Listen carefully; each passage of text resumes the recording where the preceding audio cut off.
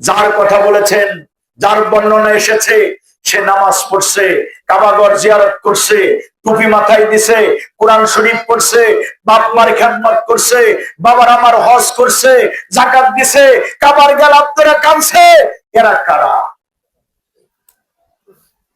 বুঝতে হবে তো। কি কষ্ট হচ্ছে আপনাদের?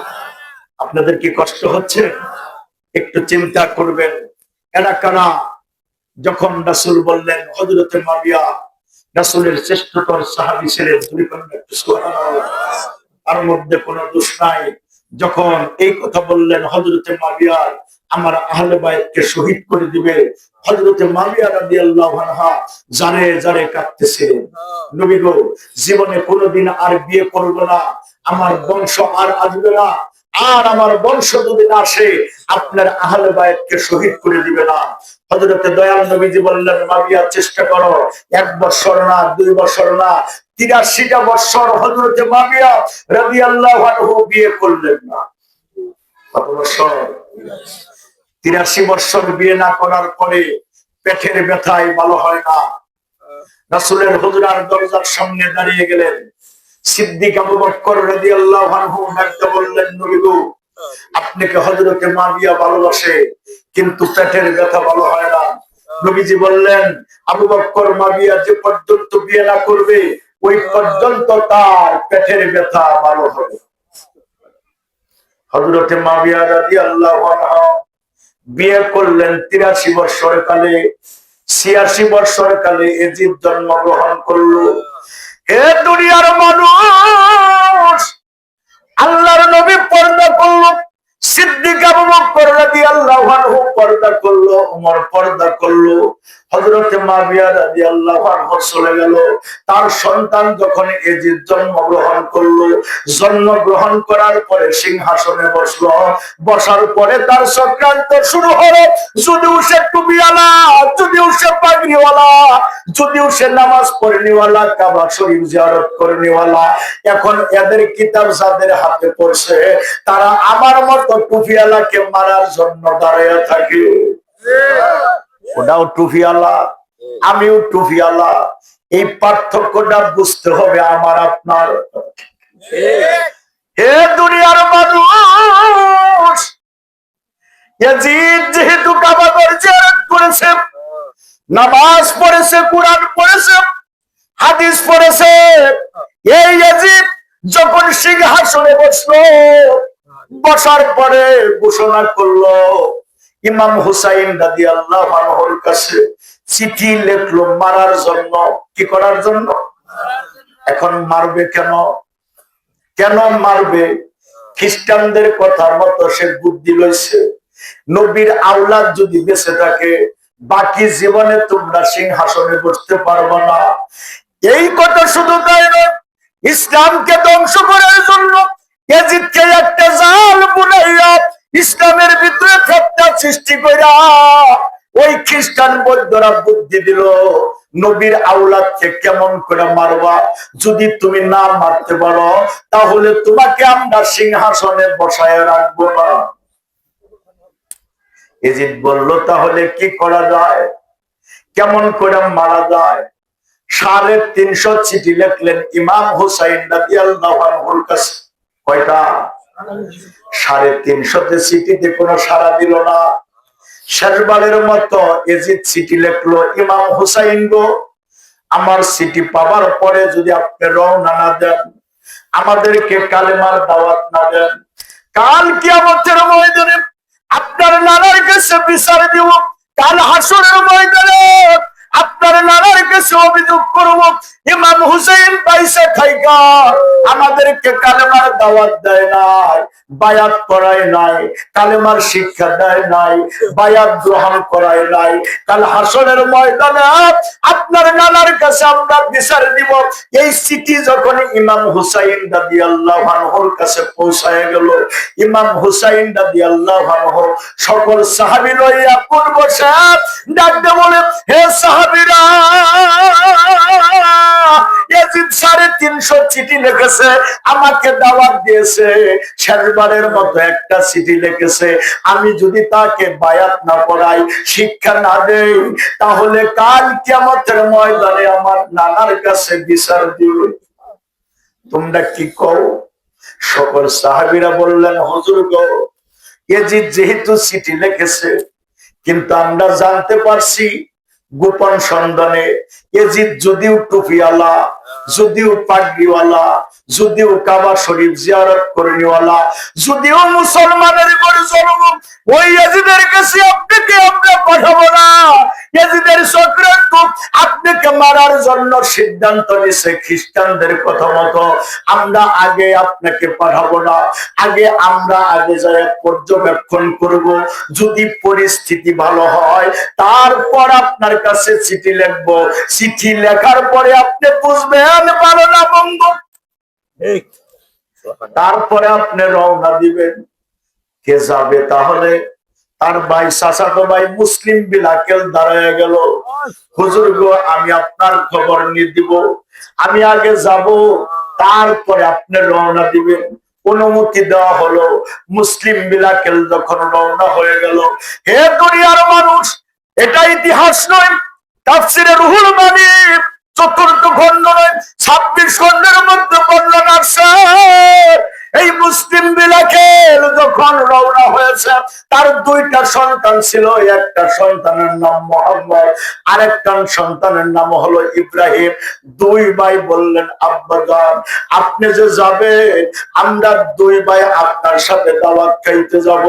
আমাদের জগতের মধ্যে মানায়, আমরা কার কাছে থাকবো? আমরা 2 ভাই আপনার সাথে দাওয়াত খাইতে যাব। মুসলিম বিন আকেল 2টা সন্তান লইয়া যখন কুফার মধ্যে রওনা হলো, কুফার মধ্যে যখন পৌঁছায় গেল, 12,000 মতো দূরে 39,000 লোক এই মুসলিম বিন আকেলের কাছে বায়াত গ্রহণ করলো। একটু সুবহানাল্লাহ। কি করলো? বায়াত গ্রহণ করলো।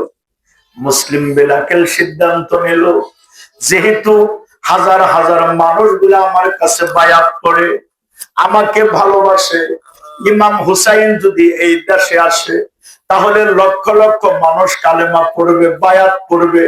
চিঠি লিখলেন, ইমাম হুসাইন গো, আমার চিঠি পাওয়ার পরে আপনি দেরি করবেন না, আপনি যদি এই দেশে আসেন, তাহলে কালেমা পড়বে লক্ষ লক্ষ মানুষ। চিঠি যখন পাঠাই দিছে, ইয়াজিদ সিদ্ধান্ত নিল, 350 চিঠি লিখেছে, একটা চিঠির জবাব দাও নাই। আমার চিঠি পাওয়ার পরেও তুমি ইমাম হুসাইন রওনা দাও নাই। আজকে তোমার চাচাতো ভাই চিঠি লিখছে, এবার তুমি আর থাকতে পারবে না, তার আগে তোমার চাচাতো ভাইকে দুনিয়ার থেকে বিদায় করে দেব। নাউজুবিল্লাহ।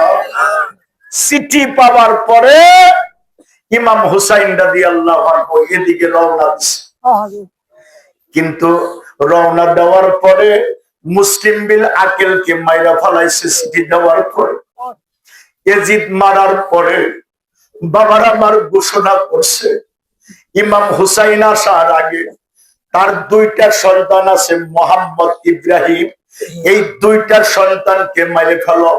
যাদের ঘরে পাইবা তাদেরকে আমরা উপহার দিব। যে আমার কাছে আইনা দিতে পারবে তাদেরকে আমরা 350 উট উপহার দিব। জোরে কন্যা নাউজুবিল্লাহ। এখন বলুন, নবীর আওলাদকে মারার জন্য 350 উট উপহার দিবে, এটা কাদের চক্রান্ত? ইয়াজিদ বাবার আমার মুসলমান ছিল, টুপি ছিল, পাগড়ি ছিল, দাড়ি ছিল, নামাজও পড়ছে, কাবা শরীফ জিয়ারত করছে, তারপরেও নবীর আওলাদকে মারার জন্য 350 উট উপহার দিবে। কাদের চক্রান্তে?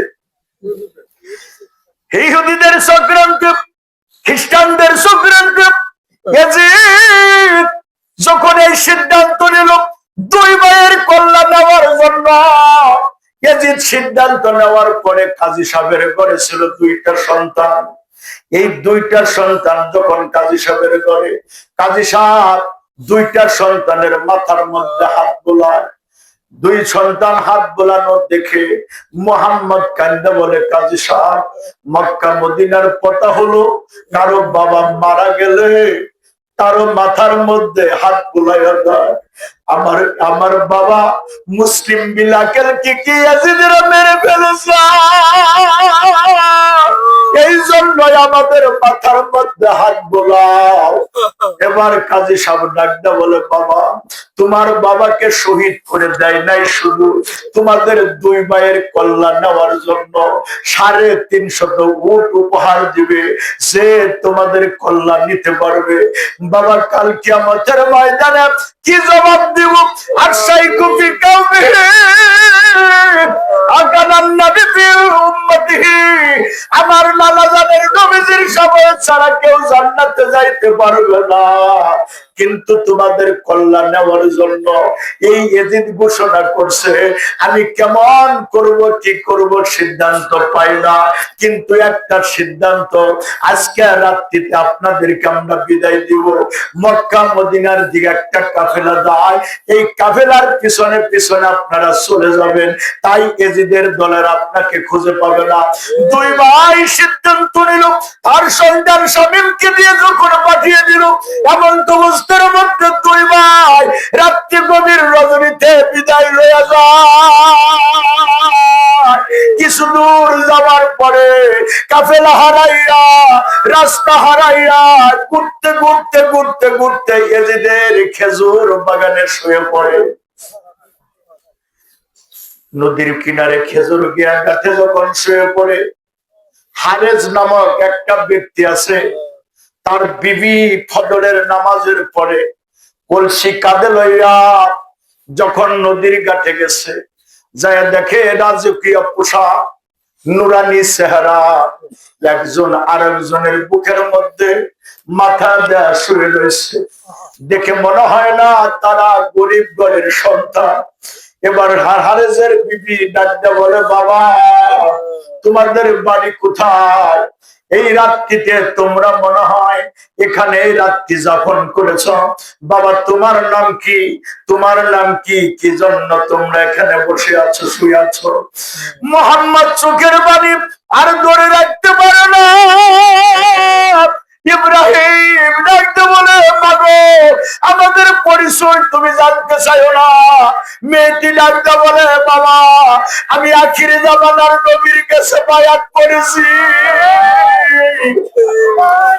আমার নবীর কালেমা পড়েছি, আমি তোমাদের কোনো ক্ষতি করব না, আমি তোমাদের কোনো চুল পরিমাণ ক্ষতি করব না।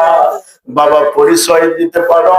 মোহাম্মদ কান্দে, ডাকতে বলে, মাগো আমার জগতে মা নাই, আমাদের বাবা নাই, ইয়াজিদের দলেরা আমার বাবাকে মাইরা ফলাইছে। বুক ভরা আশা লইয়া এসেছিলাম বাবার সাথে দাওয়াত খাইতে, আমার বাবারে ইয়াজিদের দলেরা শহীদ করে দিয়েছে। শুধু তাই নয়, আমাদের দুই ভাইয়ের কল্যাণ আমার জন্য সে ঘোষণা করছে, যারা কল্যাণ নিয়ে আনবে তাদেরকে 350 উট উপহার দিবে। মাগো আমরা নবীর নাতি, একটু সুবহানাল্লাহ, আমরা নবীর নাতি, রাস্তা হারাইয়া এই নদীর কিনারে শুয়ে আছি, মাগো কার কাছে কি কথা বলবো? মেয়েটি ডাকতে বলে, বাবা আমি বেঁচে থাকতে তোমাদের কোনো ক্ষতি হবে না, একটু সুবহানাল্লাহ। দুই ভাইকে লইয়া যখন ঘরের ভিতরে নিয়ে গেলেন, গোসল করাইয়া খানা খাওয়াইয়া যখন রেখে দিলেন, এমন তো অবস্থার মধ্যে সন্ধ্যা হয়ে গেল। হারেস বাড়ির ভিতরে আসলো, বিবিকে ডাকতে বলে, বিবি খাবার দাও। বিবি ডাকতে বলে, স্বামী আমার আপনি কোথায় ছিলেন? আপনি এতক্ষণ কোথায় ছিলেন? স্বামী ডাকতে বলে, বিবিরে খবর জানো না? ইয়াজিদে ঘোষণা করছে, নবীর আওলাদের দুই আওলাদের কল্যাণ নিতে পারলে 350 উট পাবো। এই জন্য সারাদিন গুল্লা বিবি চোখের পানি জ্বর জ্বর করে ছেড়ে দিছে, আর বলে, আমার স্বামী যে আমার দয়াল নবীর আওলাদের দুশমন, এটা তো আমি জানতাম না। আমার ঘরে নবীর আওলাদকে রেখে দিয়েছি। আমার স্বামী যদি দেখে নবীর আওলাদের কল্যাণ লইয়া যাবে। এবার বিবি দুইটা পায়ে ধরে কান্দার বলে, স্বামী গো, আমার নবীর আওলাদের সুন গাছের বাড়ি আপনি দিবেন না।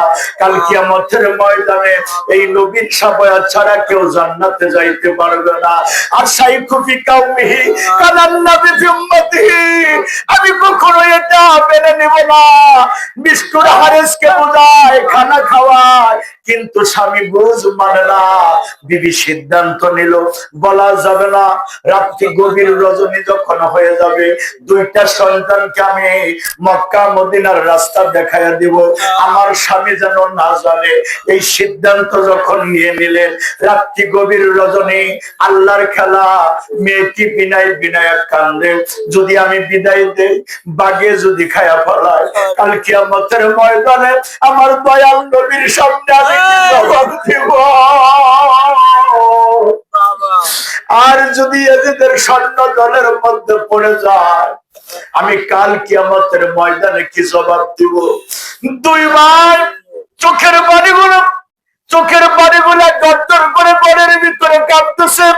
এমন অবস্থার মধ্যে হারেজও কান্দে, হারেজের বিবি কান্দে, চোখের পানিগুলো জড়ায়।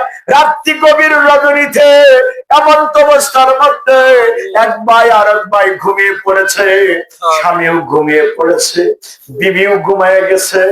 এবার স্বপ্নের মধ্যে আমার দয়াল নবী ডাকে, মোহাম্মদ ডাকতে বলে, ভাই ইব্রাহিম আর ঘুমায় না। ইব্রাহিম ডাকতে বলে, ভাই তুমি রাত্রি গভীর রজনীতে কেন ডাকো? বাইরে স্বপ্ন দেখলাম আমার বাবা রক্ত মাখা নুরানি চেহারা লয়া দাঁড়িয়ে আছে, ডান পাশে দাঁড়িয়ে আছে আমার নানা আখিরি জামানার নবী, তার ডানে দাঁড়ানো জগৎ জননী ফাতেমা, তার পাশে দাঁড়ানো হযরত আলী, তার পাশে দাঁড়ানো সিদ্দিক আবু বকর। আমি আমার বাবাকে জিজ্ঞেস করলাম, আব্বা জান, আপনি আমাদেরকে দাওয়াত খাইতে নিয়ে আইসা আপনি আমাদেরকে রেখা এই রক্ত মাখা শরীর লইয়া কেন দাঁড়ায় রইলে? আমার বাবা জবাব দিল, বাবা রে, এজিদের দলেরা আমাকে শহীদ করে দিছিল, এজিদের দলেরা আমাকে মেরে ফেলছে। তোমরা চিন্তা করিও না, তোমাদের জন্য আখিরে জামানার নবী দাঁড়িয়ে আছে, তোমাদের জন্য ফাতেমা হাউস কুসুরের পানি লইয়া দাঁড়িয়ে আছে।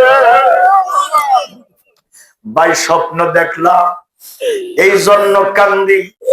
ইব্রাহিম ডাকতে বলো, ভাই রে, যে স্বপ্ন তুমি দেখেছ ওই স্বপ্নটা আমি দেখেছি, বুঝেছি। এই দুই ভাইয়ের স্বপ্ন ব্যথা যাইতে পারে না। এই দুই ভাইয়ের স্বপ্ন আগামীকালকেই হয়তো পড়ে যাবে, আমরা এই দেশে আর থাকবো না। এই বলে এক ভাই আর এক ভাইকে ধরে ধরে কান্দে। এমন অবস্থার মধ্যে দেখা গেল হারের চেতন পাইয়া বিবিকে ডাকতে বলে, বিবি রে, আমার ঘরে ছোট বাচ্চার কান্না, এই কান্না আমার কোন সন্তানের না। বিবি চেতন পাইয়া স্বামীর দুইটা কদম জড়াইয়া ধরছে, স্বামী গো, আপনার কাছে আমি বলি নাই, আমার নবীর নাতি আমার ঘরের ভিতরে রেখে দিয়েছি, আপনাকে আমি আমার নবীর নাতিকে সোন গাছের বাড়ি দিতে দিব না। আমার 5টা সন্তান আছে, এই 5টা সন্তানের কল্যাণ এদের কাছে যাবে, তবু আমি আমার নবীর নাতিকে নিতে দিব না। আমি নবীর নাতিকে এখানে কখনো ক্ষতি করতে দিব না। নিষ্ঠুর হারেস বিবিকে লাথি মেরে ঘরের ভিতরে চলে গেল।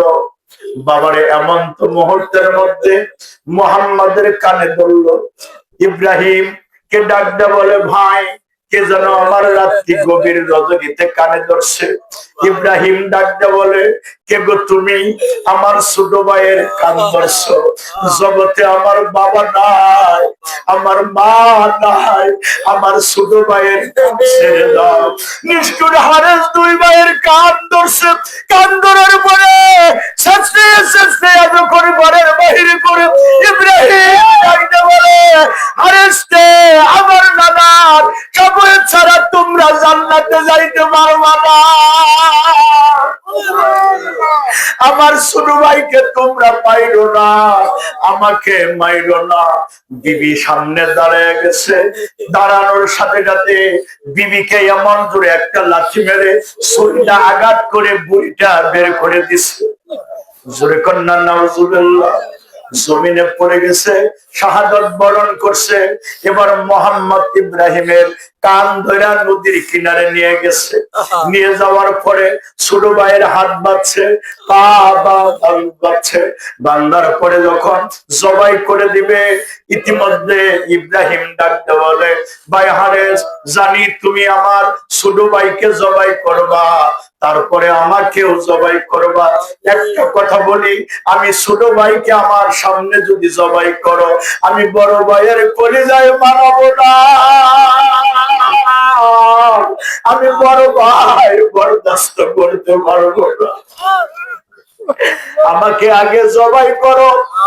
এবার ছোট ভাইকে ছেড়ে দিয়া বড় ভাইয়ের হাত বাঁধছে, পা বাঁধছে।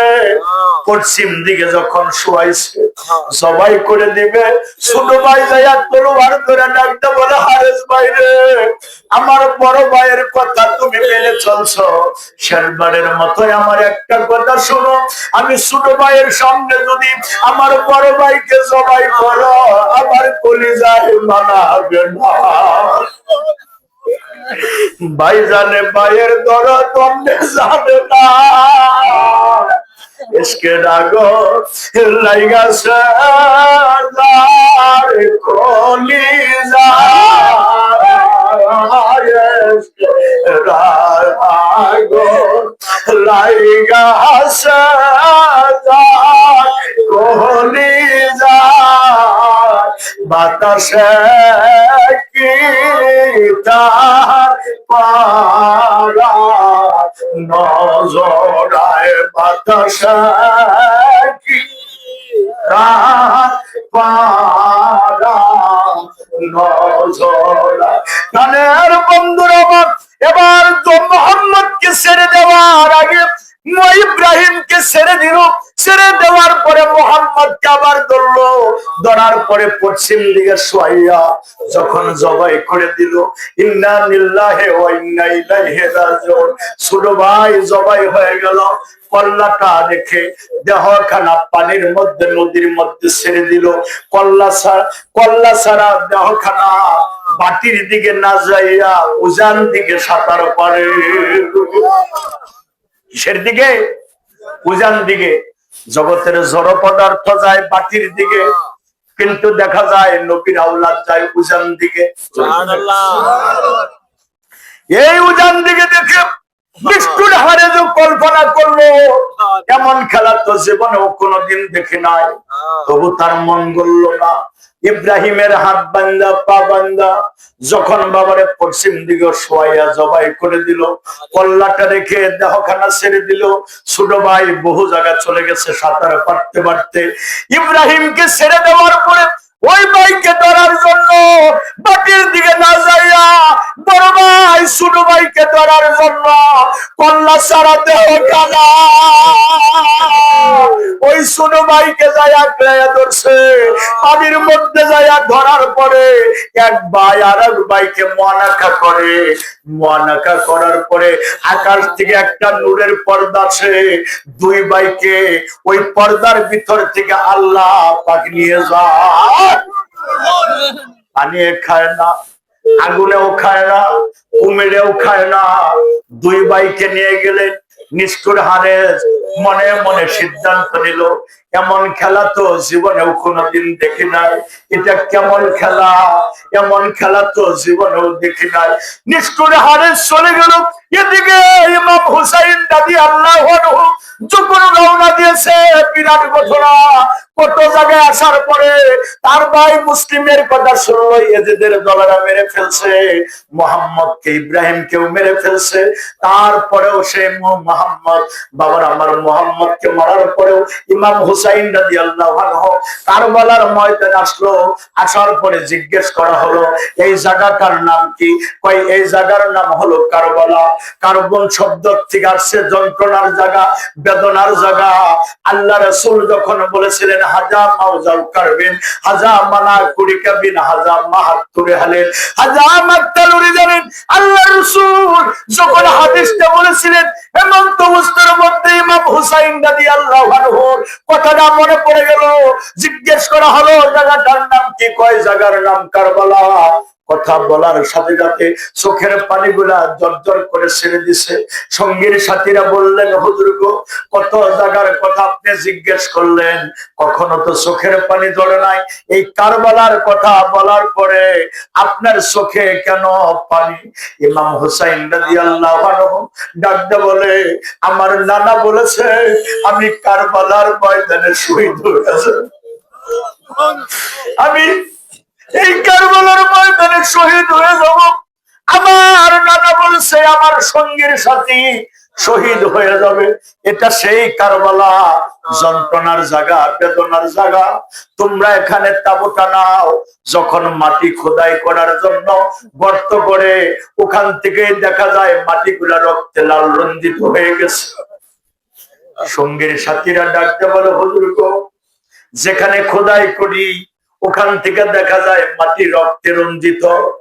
ইমাম হুসাইন রাদিয়াল্লাহু আনহু চোখের পানিগুলা জর্জর করে ছেড়ে দিয়ে ডেকে বলে, আমার নানার কথা কখনো ব্যতিক্রম হইতে পারে না। তোমরা একটা ঠিসির মধ্যে উম্মে সালমার কাছে যে ওই ঠিসিটা দিয়েছিল, ওই ঠিসি যখন রক্তে রঞ্জিত হবে তখন বুঝে নিবা আমি শহীদ হয়ে যাব। ঠিসিটা দেখাও। দেখানোর পরে দেখলেন মাটি রক্তে রঞ্জিত হয়ে গেছে। ইমাম হুসাইন রাদিয়াল্লাহু আনহু ডাকতে বলে, হে আমার সঙ্গীর সাথীরা, তোমরা সকলেই এখানে তাঁবু টানাও, এটাই হবে আমার জীবনের শেষ নিশানা। আমার নানা বলেছে এটাই হবে আমার শেষ নিশানা। এমন তো অবস্থার মধ্যে তাঁবু টানানো হলো। এজিদের দলেরা হাজিরা দিল। আমর বিন সাদ দাঁড়ায় বলল, ইমাম হুসাইন গো, তুমি যেহেতু এসে গেছো, এবার এজিদের অনুগত্য মেনে নাও। ইমাম হুসাইন রাদিয়াল্লাহু আনহু ডাকতে বলে, তুমি আমার কথা শোনো, আমরা হলাম নবীর পাক পাঞ্জাতন। সুবহানাল্লাহ, আরেকটু জোরে কোন সুবহানাল্লাহ। আমরা হলাম নবীর আওলাদ, আমাদের দ্বারা ইসলাম আসছে। পাক পাঞ্জাতনে 5 জন। কয়জন? 5 ফরজ। কয়জন? 5 জন। এই 130টা ফরজের মধ্যে 5 জন হলো পাক পাঞ্জাতন। তাদেরকে পাবার আমার 5টা ফরজ বলা হয়েছে। 1 নাম্বার ফরজ হলো আমার দয়াল নবীজি, 2 নাম্বার ফরজ হলো হযরত আলী, 3 নাম্বার ফরজ হলো হযরত ফাতেমা, 4 নাম্বার ফরজ হলো হযরত ইমাম হাসান রাদিয়াল্লাহু আনহু, 5 নাম্বার ফরজ হলো হযরত ইমাম হুসাইন রাদিয়াল্লাহু আনহু। এই হলো 5 জনের 5 ফরজ। এরাই হলো পাক পাঞ্জাতন। জোরে করলেন একটু সুবহানাল্লাহ। এই পাক পাঞ্জাতনের ভিতরে হযরতে জিবরাইল আমিন আয়েশা জায়গা নিতে চাইলেন চাদরের নিচে।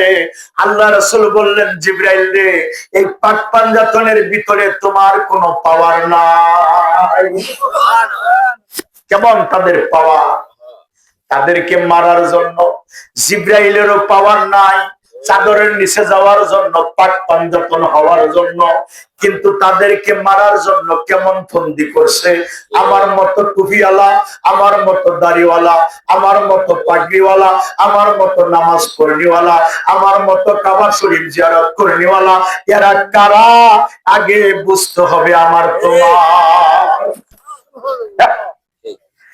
দুনিয়ার মানুষ ইমাম হুসেন রাদিয়াল্লাহু আনহু ডাকতে বলে, হে আমার বীর সাহেব, ইয়াজিদ আমাকে 350 চিঠি লিখেছে তার কালেমা পড়ানোর জন্য, বায়াত পড়ানোর জন্য। আমি তো তার বায়াত পড়ার জন্য আসি নাই, আমার নানা জানের কালেমার দাওয়াত দিতে আমি এসে গেছি। যদি তোমাদের ভালো না লাগে তাহলে আমাকে এই রাস্তার থেকে অন্য রাস্তায় যেতে হবে, এই দেশ থেকে অন্য দেশে চলে যাব, না হয় সেখান থেকে আসছি সেখানে চলে যাব। আমি কোন যুদ্ধ করার জন্য আসি নাই, মারামারি করার জন্য আসি নাই, ইয়াজিদের সিংহাসন দখল করার জন্য আসি নাই। তোমরা আমাকে কেন যুদ্ধ চাপাইয়া দাও? যদি যুদ্ধই চাপাইয়া দাও তবু আমি যুদ্ধ করতে রাজি আছি, কিন্তু ইয়াজিদের কাছে মাথা নত করতে রাজি না। সুবহানাল্লাহ কবেন। ইয়াজিদের কাছে মাথা নত করতে রাজি না। এখন আমি যদি বলি আনাইলাবাড়ি গ্রামে যার বাচ্চা সন্তান জন্ম নেব, আমি তারে 50,000 টাকা দেবো, ইয়াজিদের নামটা রাখবো, কেউ রাখবে? সে তো মুসলমান। আমি যদি বলি যে আমি 1 লক্ষ টাকা দিব, আবু জেহেলের নামটা তোমার সন্তানের রাখবো, রাখবেন কে? ইয়াজিদের নাম রাখবেন না। কিন্তু ইয়াজিদ 350 বছর পর্যন্ত রাজত্ব করছে, কাবা শরীফ জিয়ারত করছে, টুপিও মাথায় দিছে। 5 বছর রাজত্ব করলে দেশের আইন পাল্টে যায়। কি 350 বছর রাজত্ব করছে। এই 350 বছর রাজত্ব করার পরে তাদের কিতাব দেশে দেশে পাঠাইয়া দিছে, বিভিন্ন জায়গায় বিভিন্ন আইন। ইমাম হুসাইন নবীর আওলাদকে ভালোবাসা যাবে না, মাজার জিয়ারত করা যাবে না, ওলিদেরকে ভালোবাসা যাবে না, নবীর আওলাদকে শ্রদ্ধা করা যাবে না, সম্মান করা যাবে না। এবার তারা চক্রান্ত শুরু করে দিয়ে মাজার ভাঙা শুরু করলো। ওই মিসবাবার আমার মসজিদে নববীর থেকে শুরু করে 350 মাজার ভাঙছে। এই ইয়াজিদের ঘরেরা 350 বছর পর্যন্ত বাস করছে। এরা কারা? এরাও তো টুপিওয়ালা, এরাও তো দাড়িওয়ালা, এরাও তো পাগড়িওয়ালা, এরাও তো কোরআন পড়নিওয়ালা, এরাও তো হাদিস পড়নিওয়ালা। এরা কারা একটু চিনতে হবে। মনে রাখবেন, দয়াল নবীর দুশমনি করছে আবু জেহেল। আবু জেহেলের মাজার নাই, আছে? আছে, কিন্তু দয়াল নবীর রওজা মোবারক আছে। আবু বকর রাদিয়াল্লাহু আনহুকে মারছে, হযরত উসমানকে মারছে। বাবার আমার যারা মারছে তাদের মাজার নাই, কিন্তু তারা যারা মারছে তারাও নামাজি, তারাও নামাজি, কাবা শরীফ জিয়ারত করেওয়ালা, কিন্তু তাদের মাজার নাই। আবু বকর উমর রাদিয়াল্লাহু আনহুর মাজার আছে। আরেকটু জোরে বলুন সুবহানাল্লাহ। 7টা ইমাম আবু হানিফা, শাফি, মালিকি, হাম্বলি, 4টে ইমামের মাজার আছে। আবু হানিফা রাহমাতুল্লাহ আলাইহিকে যারা বিষ খাওয়াইছে, মেরে ফেলছে, কিন্তু তাদের মাজার নাই। আবু হানিফা রাহমাতুল্লাহর মাজার আছে। আরেকটু জোরে বলুন সুবহানাল্লাহ। ইব্রাহিম খলিলুল্লাহর দুশমনি করছে নমরুদ, নমরুদ আগুনের মধ্যে পোড়া দিছে, নমরুদের মাজার নাই, ইব্রাহিম খলিলুল্লাহর মাজার আছে। ফেরাউন দুশমনি করছে মুসা কালিমুল্লাহর, মুসা কালিমুল্লাহর মাজার আছে, কিন্তু দেখা যায় ফেরাউনের মাজার নাই। ইয়াজিদ দুশমনি করছে আমার ইমাম হুসাইন হাসানের, ইয়াজিদের মাজার নাই, কিন্তু ইমাম হুসাইন হাসানের মাজার আছে। 4টা তরিকার দুশমনি করছে। বড় পীর আব্দুল কাদের জিলানী, মুজাদ্দিদ আল ফেসানি, খাজা মাইনুদ্দিন চিশতি, বাহাদুর রহমাতুল্লাহ আলাইহি, ফতেলি ওয়াজিদ আলী ওয়াসকুনি, সালমান ফারসি, জুরত বাগদাদি, শাহ কামাল, শাহপরান, বাকি বিল্লাহ, ফাইজুল বুস্তামি, তাদের মাজার আছে। শাহজালাল ইয়ামানি রহমাতুল্লাহ আলাইহির সাথে যুদ্ধ করছে গড়গোবিন্দ, এই গড়গোবিন্দ পরাজিত হয়েছে, কিন্তু তার মাজার নাই। শাহজালাল ইয়ামানির মাজার আছে, ঠিক না? কিন্তু যাদের মাজার নাই তারা কেমন মানুষ, আর যাদের মাজার আছে তাদের কথা শুনলে চোখের পানি আসে। এরা কেমন মানুষ? এখন বলুন, বাবা আদম থেকে শুরু করে 1 লক্ষ বা 2 লক্ষ 24,000 মতান্তরে যত নবী পয়গম্বর আছে, তাদেরকে আল্লাহ দুনিয়ার মধ্যে তোমার আমার এমন সুসজ্জিত করে রেখেছে, তাদের মাজার আছে। শুধু তাই নয়, আবু হানিফা থেকে শুরু করে যত ওলি আল্লাহ গাউস কুতুব আছে, তাদের সকলেরই মাজার আছে। এখন বলুন, যারা মাজার ভাঙে তারা জান্নাতে যাবে না যাদের মাজার আছে তারা জান্নাতে যাবে? মনে রাখতে হবে, তাদের দ্বারা ইসলাম, নবী পয়গম্বর গাউস কুতুব ওলি আল্লাহ যারা এসেছে, তাদেরকে আল্লাহ দুনিয়ায় সম্মান দিছে, পরকালেও সম্মান দিছে। কিন্তু যারা দুশ্মনী করে, তাদের ইহকালেও সম্মান নাই, পরকালেও সম্মান নাই। তারা যদি সারা রাত ওয়াজ করে, 1 ফোঁটা চোখের পানি তাদের চোখটা নাই। শুধু আছে বোম ফালাবো, শুধু আছে রড কাটবো, শুধু আছে বাবার আমার কিভাবে ফেতনা বাজাইয়া ইসলামকে ধ্বংস করা যায়, মূর্তি পূজা পাহারা দিবে। কিন্তু দেখা যাবে বাবার আমার ওলি আল্লাহর মাজার যাইয়া ভাঙবে। হ্যাঁ, এরা কেন মৌলবী? বুঝতে হবে, দুনিয়ার মানুষেরা কষ্ট লাগতেছে। দুনিয়ার মানুষ একটু চিন্তা করে দেখবেন, যদি তুমি মুসলমান হয়ে যাও, যদি তুমি মুসলমানের খাতায় নাম লিখতে চাও, তাহলে 1 নাম্বার বুঝতে হবে যে পথে ইহদিনাস সিরাতাল মুস্তাকিমের পথে ওলিগণ গেছে, নবীগণ গেছে, সালিহিন গেছে, মুত্তাকিন গেছে, তাদের অনুসরণ করার জন্য আল্লাহ হুকুম দিয়েছে, তাদের আল্লাহ পাক মাজার দিয়া সম্মান করে রেখেছে। আর যারা বেঈমান হয়েছে, তাদের ইহকালে কবরের চিহ্নটা পর্যন্ত নাই, দুশ্মনী করে গেছে। দুনিয়ার মানুষ পাগলামি করে দুনিয়ার থেকে বিদায় হলো না। সাইয়্যিদনা ইমাম হুসাইন রাদিয়াল্লাহু আনহু যখন বলল, তোমরা যখন আমাকে যুদ্ধ সাফায়া দিলা, যুদ্ধ করতে রাজি আছি, কিন্তু মনে রাখো আমি যুদ্ধ করার জন্য আসি নাই, ক্ষমতা হাসিল করার জন্য আসি নাই। কিন্তু এজিদের কাছে মাথা নত করব না, বায়াত করব না। কারণ এজিদ যদিও মুসলমান, কারণ হলো সে খ্রিস্টানদের কথা মতো চলে। আমার নানার কালেমার বাণী পৌঁছাই দেওয়ার জন্য আমি ইমাম হুসাইন এসেছি। কিন্তু দেখা গেল আগামীকালকে যুদ্ধ করবে, যারা ভালোবাসতো তারা গরিব মানুষ ছিল। কি মানুষ ছিল? গরিব। নবীর আওলাদকে যারা ভালোবাসতো তারা গরিব ছিল, সাধারণ গরিব, সাধারণ মানুষ। তাদের জোর ছিল না একটা সরকারের বিরুদ্ধে, সেনাবাহিনীর বিরুদ্ধে কেউ কি কথা বলতে পারবে? বাবার নবীর আওলাদ ছিল, বাবার আমার সেনাবাহিনীর কোন দল ছিল না। এজিদের ছিল সেনাবাহিনীর দল। এজিদ যখন ঘোষণা করলো নবীর আওলাদকে যে এনে দিবা তাদেরকে পুরস্কার দিব, এই ঘোষণা করার পরে বাবার আমার ইমাম হুসাইন রাদিয়াল্লাহু আনহুকে মারার জন্য চক্রান্ত, যখন যুদ্ধ করার জন্য সব বসলো, কষ্ট লাগতেছে সব বসলো, এই সব বসানোর উপরে ইমাম হুসাইন রাদিয়াল্লাহু আনহু বাবার আমার ওই মুহূর্তের মধ্যে যখন চোখের পানি জড়ায়, যারা ভালোবাসতো গড়ের ভিতরে বিনায় বিনায় কাঁদতো। নবীর আওলাদকে ইয়েজিদের দলেরা মারবে, আমরা কেমন করে প্রতিবাদ করব? গড়ের ভিতরে 80 বছরের বুড়ি মাও কান্না করেছে।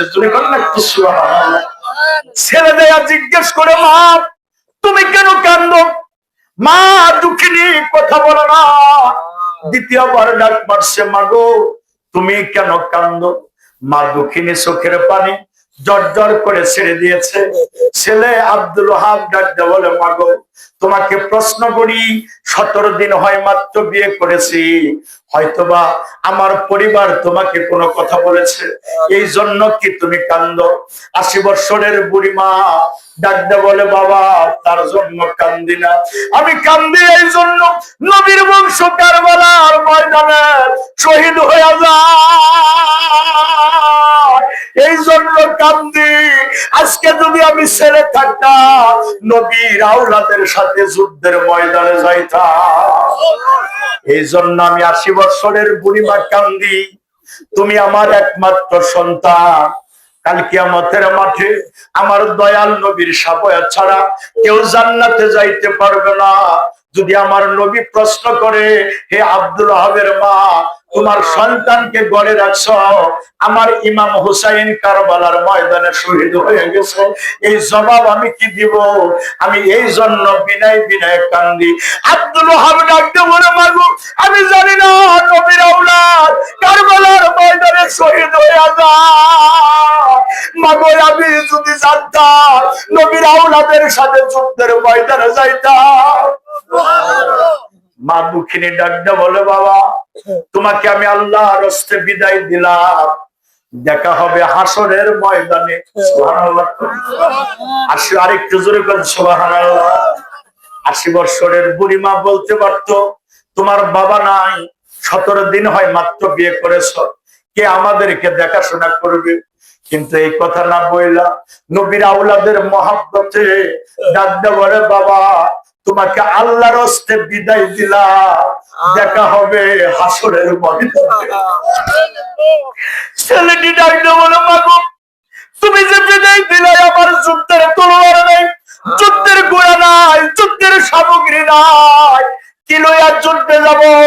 80 বছরের বুড়ি মা ডাকতে বলে, বাবা তলোয়ার দিলাম, এই কানের গহনা দিলাম, স্বর্ণ দিলাম, বিক্রি করে ঘোড়া কিনবা, যুদ্ধের ডালা কিনবা। বাবা তোমাকে আল্লাহর রাস্তে বিদায় দিলাম। ছেলেটি লইয়া ঘোড়া কিনলেন, তলোয়ার কিনলেন, আবার সামগ্রী কিনলেন। কেনার পরে বাবার আমার মা দুঃখী যখন বিদায় দিয়ে দিয়েছে, হঠাৎ করে তার মনে পড়ে গেছে 17 দিন হয় মাত্র বিয়ে করেছি, আমার বিবি আমার মুখখানা ভালো করে দেখে নাই, আমিও আমার বিবির মুখখানা ভালো করে দেখি নাই, দিন মহরের মাত্রায় আমি যাইয়া ছায়া আসি। ছেলেটি আইসা দাঁড়ায় গেছে, মাকে ডাক দেয়া বলে, মাগো তোমার পুত্রবধূকে একবার ডাক দাও, দিন মহরের মাত্রা আমি ছায়া যাব।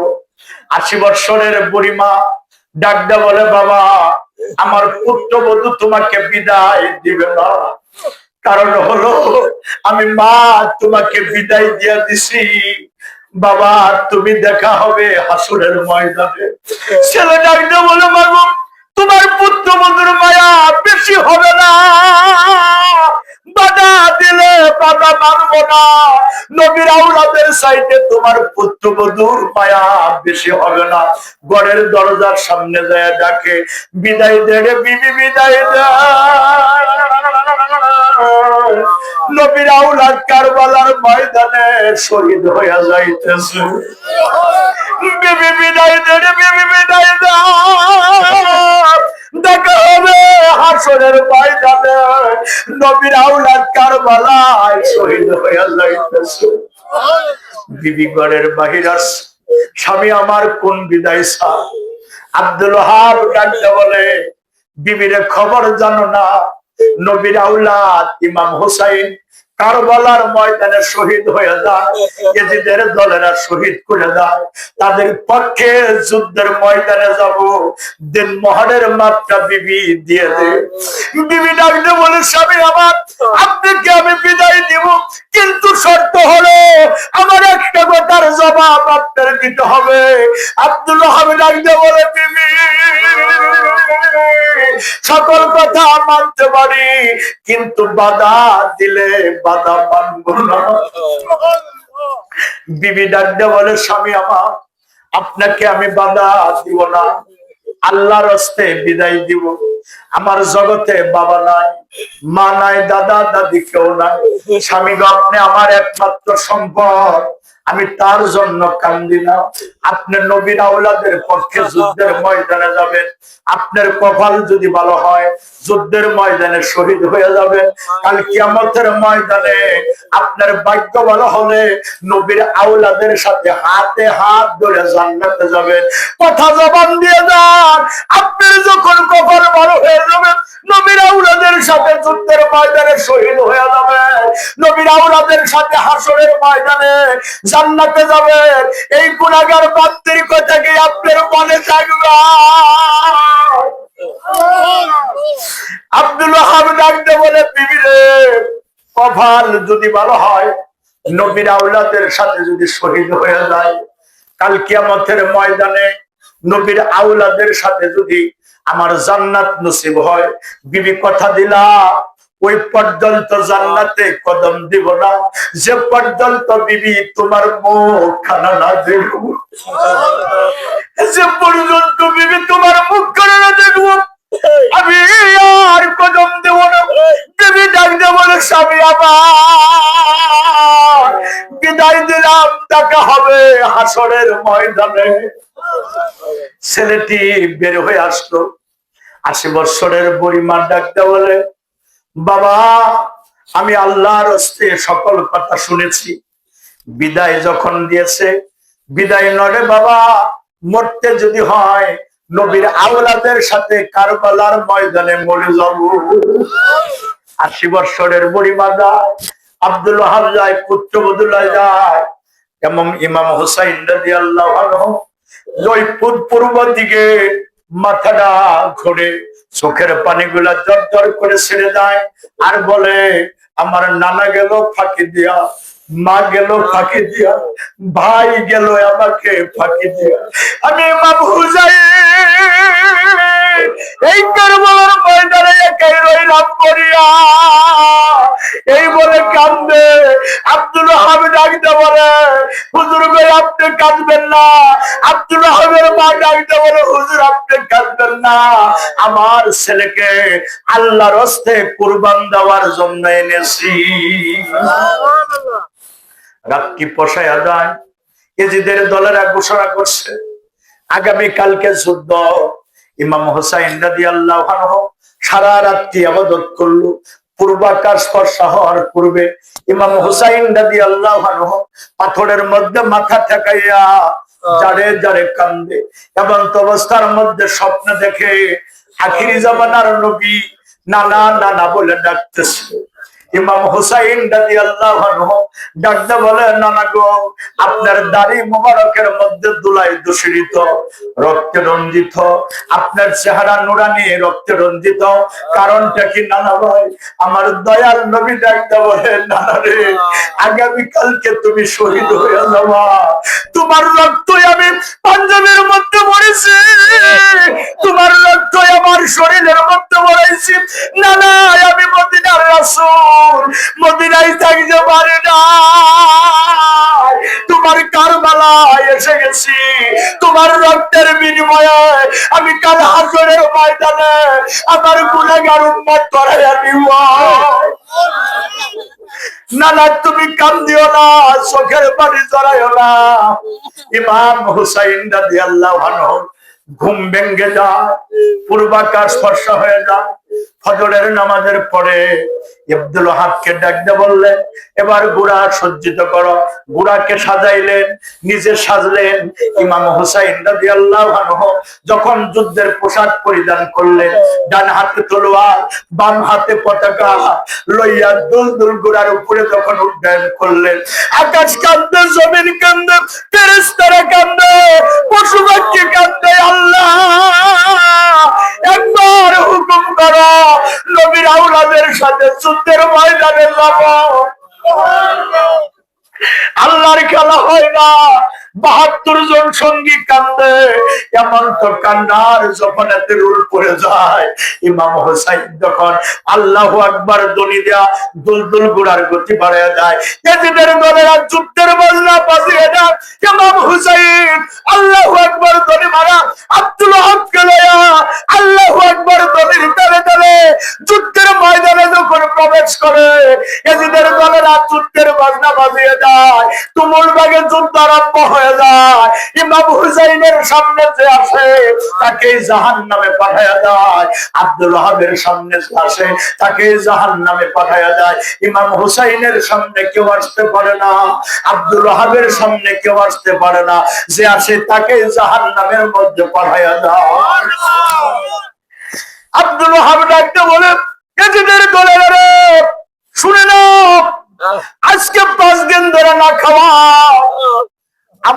ভাবছে 5 দিন ধরে ঘরে আমার ভিতরে কোনো খাবার নাই, পানি নাই, এক পেয়ালা পানি যদি খাইতে পারতাম এজিদের বংশ তাদের ধ্বংস করে দিতাম, এজিদের বংশ তাদের চিহ্ন রাখতাম না।